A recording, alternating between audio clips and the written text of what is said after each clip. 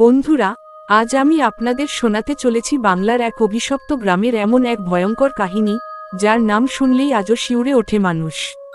কথিত আছে, সেই গ্রামে প্রতি অমাবস্যার রাতে বসে এক রহস্যময় বিচার সভা, যেখানে বিচার করে কোনো মানুষ নয়, বরং অন্যায়ের শিকার মৃত আত্মারা। যে একবার সেই বিচার সভায় উপস্থিত হয়, সে আর কখনো স্বাভাবিক জীবনে ফিরতে পারে না। একজন তরুণ সাংবাদিক সত্যের সন্ধানে গিয়ে জড়িয়ে পড়ে এই অশুভ রহস্যের জালে। কিন্তু সে জানত না, সত্য খুঁজতে গিয়েই একদিন তার নিজের নামও উঠে যাবে সেই রক্তমাখা বিচার তালিকায়। তাহলে চলুন শুরু করা যাক আজকের ভয়ঙ্কর গল্প, অশুভ বিচার, বাংলার রহস্যের ভয়াবহ পরিণাম। বাংলার প্রত্যন্ত গ্রামগুলোর অলিগলি, পুরনো বটগাছ, পরিত্যক্ত জমিদার বাড়ি আর শত বছরের পুরনো শ্মশানঘাটকে ঘিরে অসংখ্য রহস্যময় কাহিনী আজও মানুষের মুখে মুখে ফেরে। অনেক গল্প সময়ের সঙ্গে হারিয়ে গেলেও কিছু গল্প আজও রাতের নির্বতায় মানুষের বুক কাঁপিয়ে দেয়। এমনই এক ভয়াবহ কাহিনীর নাম অশুভ বিচার। লোকমুখে শোনা যায়, নদিয়া জেলার এক অজপাড়া গায়ে একসময় এমন এক বিচার সভা বসত, যেখানে গ্রামের মানুষ আদালতের পরিবর্তে এক রহস্যময় তান্ত্রিকের কাছে বিচার চাইত। সেই বিচার ছিল নিষ্ঠুর, নির্মম এবং অলৌকিক। কেউ মিথ্যা বললে বা অন্যায় করলে তাকে নাকি শাস্তি দিত কোনো মানুষ নয়, অদৃশ্য এক অশুভ শক্তি। কেউ জানত না সেই শক্তির উৎস কোথায়। কেউ বলতো, বহু বছর আগে অন্যায়ের শিকার এক নিরপরাধ নারীর আত্মা সেখানে বন্দী হয়ে আছে। আবার কেউ বলতো, এক পিশাচ সাধক নিজের কালোতন্ত্রের শক্তি দিয়ে ওই বিচার সভাকে অভিশপ্ত করে গেছে। তবে গ্রামের বৃদ্ধরা একটি কথাই বলতেন, ওই বিচার সভায় যদি কখনো তোমার নাম ওঠে, তাহলে মৃত্যুর থেকেও ভয়ঙ্কর কিছু তোমার জন্য অপেক্ষা করছে। আজ আমি তোমাদের শোনাব সেই ভয়ঙ্কর অভিশপ্ত বিচার সভা এবং এক তরুণ সাংবাদিক অরিন্দমের জীবনের সবচেয়ে ভয়াবহ রাতের গল্প, যে সত্য উদ্ঘাটন করতে গিয়ে নিজেই হয়ে উঠেছিল অশুভ বিচারের পরবর্তী শিকার। অরিন্দম ছিল কলকাতার এক জনপ্রিয় অনলাইন নিউজ চ্যানেলের অনুসন্ধানী সাংবাদিক। ভূতের গল্প বা অলৌকিক ঘটনার প্রতি তার কোনো বিশ্বাস ছিল না। তার মতে, প্রতিটি ঘটনার পেছনে কোনো না কোনো বৈজ্ঞানিক ব্যাখ্যা অবশ্যই থাকে। একদিন তার অফিসে একটি পুরনো চিঠি আসে। চিঠিতে কাপা হাতে লেখা ছিল, আপনি যদি সত্যিকারের সাংবাদিক হন, তাহলে কৃষ্ণডাঙ্গা গ্রামে আসুন। এখানে রাতের অন্ধকারে এমন এক বিচার সভা বসে, যেখানে মৃতরাও সাক্ষ্য দেয়। কিন্তু সাবধান, সত্য জানতে এলে ফিরে যেতে পারবেন কি না, আমি জানি না। চিঠির নিচে কোনো নাম ছিল না। অরিন্দম কৌতূহলী হয়ে ওঠে। সে ক্যামেরাম্যান রাহুলকে নিয়ে রওনা দেয় নদিয়ার প্রত্যন্ত গ্রাম কৃষ্ণডাঙ্গার উদ্দেশ্যে। সন্ধ্যা নামার আগেই তারা গ্রামে পৌঁছে যায়। গ্রামটি ছিল অদ্ভুত রকমের নিস্তব্ধ। কোথাও শিশুদের হাসি নেই, নেই মানুষের স্বাভাবিক কোলাহল। সবাই যেন ভয়ে মুখ লুকিয়ে বেঁচে আছে। গ্রামের এক বৃদ্ধ, নাম তার হরিপদ, অরিন্দমদের দেখে কাঁপতে কাঁপতে বললেন, বাবারা, সূর্য ডোবার আগে এখান থেকে চলে যাও। আজ অমাবস্যা, আজ রাতে বিচার বসবে। অরিন্দম হেসে বলল, কিসের বিচার, কে করে বিচার?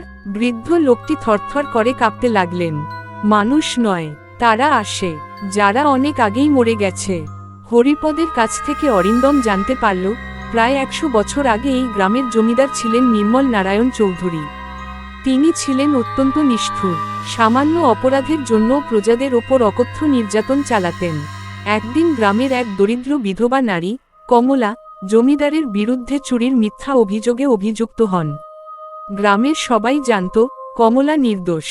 কিন্তু জমিদারের ভয়ে কেউ মুখ খোলেনি। জমিদার বাড়ির উঠোনে বিচার সভা বসে। এক তান্ত্রিককে এনে কমলাকে কালো জাদুর মাধ্যমে অপরাধী ঘোষণা করা হয়। এরপর গ্রামের সবার সামনে তাকে জীবন্ত পুড়িয়ে মারা হয়। আগুনে পুড়ে মরার আগে কমলা অভিশাপ দিয়ে বলেছিল, আজ তোমরা অন্যায়ের বিচার করলে, একদিন এই মাটি তোমাদের বিচার করবে, আর সেই বিচার থেকে কেউ বাঁচতে পারবে না। সেই রাতেই ভয়ঙ্কর ঝড় ওঠে। বজ্রপাতে জমিদার বাড়ির একাংশ ধ্বংস হয়ে যায়। জমিদার, সেই তান্ত্রিক এবং বিচার সভায় উপস্থিত কয়েকজন রহস্যজনকভাবে মারা যায়। তারপর থেকেই প্রতি অমাবস্যার রাতে সেই পুরনো উঠোনে অশুভ বিচার সভা বসে। অরিন্দম এসব গল্পকে কুসংস্কার ভেবে উড়িয়ে দেয়। সেই সিদ্ধান্ত নেয়, আজ রাতেই ক্যামেরা নিয়ে জমিদার বাড়িতে যাবে। রাত ঠিক 12টা। চারদিক কুয়াশায় ঢেকে গেছে। আকাশে চাঁদ নেই, শুধু দূরে শেয়ালের ডাক আর ঝিঝি পোকার শব্দ। অরিন্দম আর রাহুল টর্চ জ্বালিয়ে জমিদার বাড়ির ভাঙা ফটক পেরিয়ে ভেতরে ঢোকে। হঠাৎ রাহুল ফিসফিস করে বলে, দাদা, ক্যামেরাটা নিজে নিজেই অন হয়ে গেল। অরিন্দম অবাক হয়ে দেখে ক্যামেরার স্ক্রিনে একটা পুরনো উঠোন দেখা যাচ্ছে, অথচ তাদের সামনে তো কেবল ভাঙা ইট আর আগাছা। তারপর হঠাৎ কানে ভেসে এল কর্কশ এক গলা, বিচার শুরু হোক। চারপাশের বাতাস যেন জমে গেল। অন্ধকার থেকে একে একে বেরিয়ে এল সাদা পোশাক পরা কয়েকটি ছায়ামূর্তি। তাদের চোখ দুটো সম্পূর্ণ কালো, আর মাঝখানে কাঠের সিংহাসনের মতো একটি আসনে বসে আছে কালো কাপড়ে ঢাকা এক বিচারক। রাহুল ভয় কাঁপতে কাঁপতে বলল, দাদা, ওরা মানুষ নয়।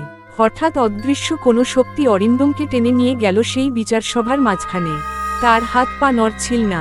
কালো পোশাকধারী বিচারক গর্জে উঠল, অভিযুক্তের নাম অরিন্দম সেন। সে মৃতদের শান্তি নষ্ট করেছে। সে নিষিদ্ধ সত্য জানতে এসেছে। অরিন্দম চিৎকার করে বলল, আমি কিছু করিনি, আমি শুধু সত্য জানতে এসেছি। বিচারকের পাশে দাঁড়ানো এক ছায়ামূর্তি ধীরে ধীরে মুখের কাপড় সরাল। অরিন্দমের বুক হিম হয়ে গেল। সে মুখটা সেই কমলা নারীর, যার ছবি সে কয়েক ঘন্টা আগে জমিদার বাড়ির ভাঙা দেয়ালে দেখেছিল। কমলার পোড়া মুখ থেকে ধোঁয়া বেরোচ্ছিল। সে কাপা গলায় বলল, সত্য জানতে এসেছ? তবে সত্যের মূল্য রক্ত দিয়ে দিতে হবে। এরপর একে একে আরও অনেক মৃত মানুষের আত্মা সামনে এল। তারা সবাই জীবিত অবস্থায় অন্যায়ের শিকার হয়েছিল।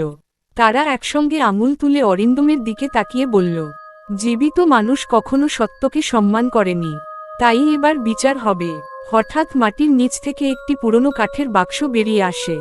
বাক্স খুলতেই দেখা যায় ভেতরে রয়েছে শত বছরের পুরনো একটি দলিল। দলিলটিতে যাদের মিথ্যা বিচারে হত্যা করা হয়েছিল তাদের নাম লেখা।